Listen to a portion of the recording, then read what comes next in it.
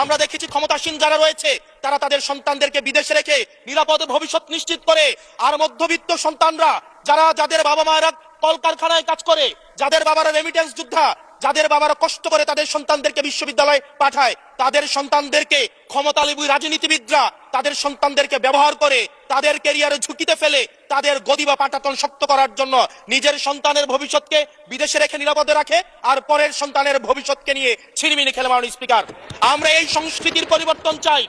আমরা চাই বিশ্ববিদ্যালয়গুলো শুধুমাত্র নেতা তৈরির হাতিয়ার হবে না।